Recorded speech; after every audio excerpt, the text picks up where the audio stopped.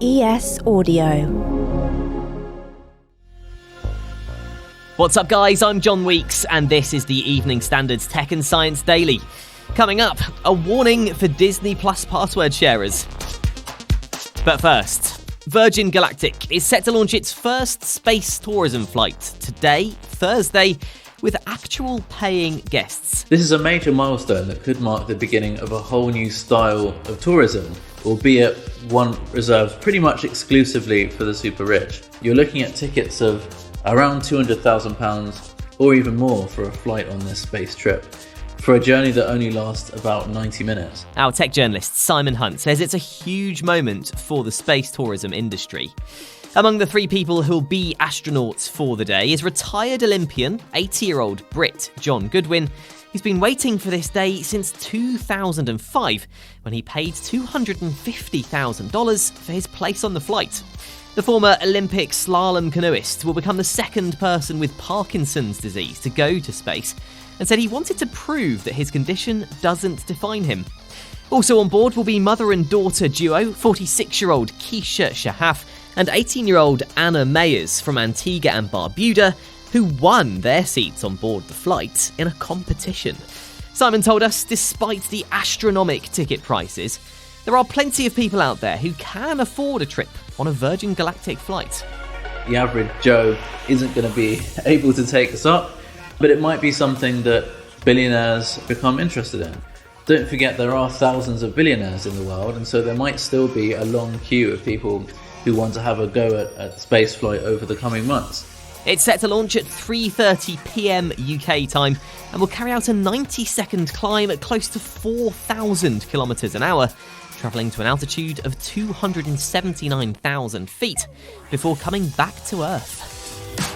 Just months after Drake hit out against AI-generated music when his voice was cloned for a song, it looks like his worst fear may be becoming a reality. According to the Financial Times, Google and Universal are apparently negotiating a deal over an AI-generated music tool that would officially license artists' voices and melodies for tracks made using the tech. They're apparently working out a deal so that artists and copyright holders can make money from legitimate fan-made AI songs. But not all artists feel the same about it. Musician Grimes recently let fans use an AI system trained on her voice to create their own music. And Paul McCartney set to release the last Beatles song featuring an AI-enhanced version of late bandmate John Lennon's voice. Now, some concerning news for Disney Plus subscribers. It looks like Disney might be the next company to carry out a password-sharing crackdown, following in the footsteps of Netflix. In a recent business meeting, CEO Bob Iger revealed the company is actively exploring ways to address account sharing. And it looks like changes could be coming up sooner rather than later. Iger added that Disney will begin to update subscriber agreements with additional terms and their sharing policies later this year. Fossil evidence picked up on Mars by NASA's Curiosity rover suggests the planet could once have had Earth-like seasons, which could have supported life.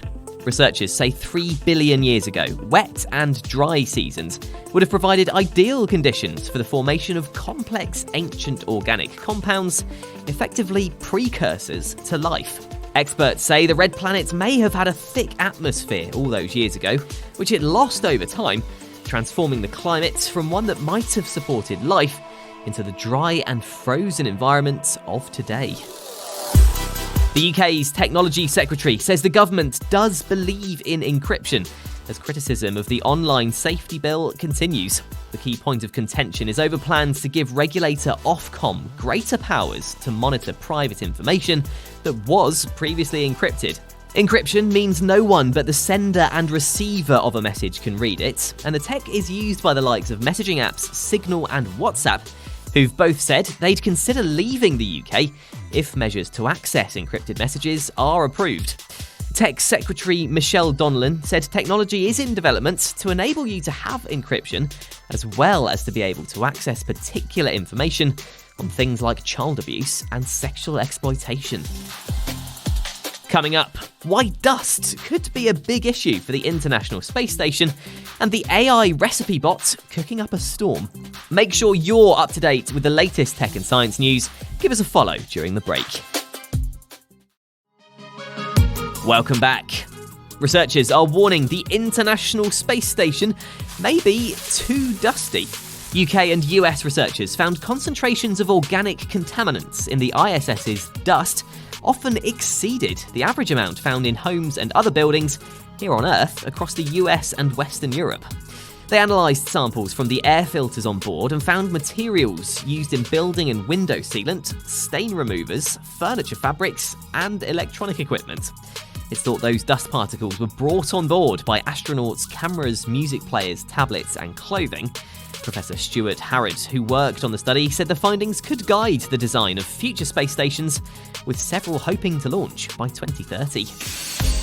And finally, a supermarket AI meal planner app being used in New Zealand has been suggesting some controversial recipes, including one that would create chlorine gas. The Savvy Meal Bot app, developed by supermarket chain Pack and Save, was designed to help customers through the cost of living crisis by creating recipes based on their leftovers. It initially drew attention on social media for some peculiar recipes, including an Oreo vegetable stir-fry. However, when customers got creative with the ingredients and started adding in non-edible household items, it produced a recipe it dubbed aromatic water mix, which would create chlorine gas. The bot described it as the perfect non-alcoholic beverage to quench your thirst and refresh your senses. In response, the supermarket said it would keep fine-tuning our controls of the bot to ensure it was safe and useful. You're up to date. Come back at 4 o'clock and search for the Leader podcast for the latest news from the Evening Standard. We're back tomorrow afternoon at 1. See you then.